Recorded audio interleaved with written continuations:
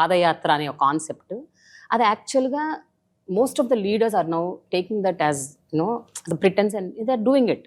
చాలామంది చేస్తున్నారు, ఎంతోమంది చేశారు, and it real is giving results అంటే ఇన్ వే లైక్ అంటే ప్రజల గురించి తెలుసుకోవటం, సమస్యలు అండర్స్టాండ్ చేసుకోవటం, దాని నుంచి మేనిఫెస్టోని ఎట్లా రూపొందించాలి, ఎలక్షన్స్కి ఎలా మనం సంసిద్ధం కావాలి అన్నది really it is helping, no doubt about it.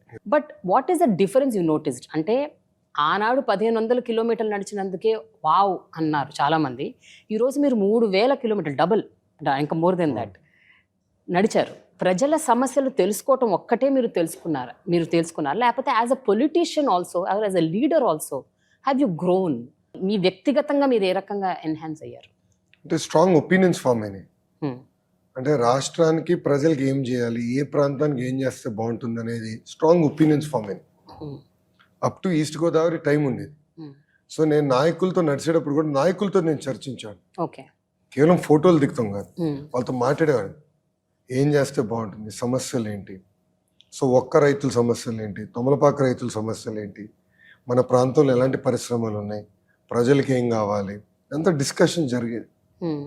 రాయలసీమలో అయితే ఆల్మోస్ట్ నేను 90% కాన్స్టిట్యున్సీస్ పాదయాత్ర చేశాను. So I understood the Tarain better. ప్రజల ఎక్స్పెక్టేషన్స్ ఏంటో నాకు అర్థమైంది. అది 50%. ఇంకో 50% మా కార్యకర్తల ఆస్పిరేషన్స్ ఏంటి.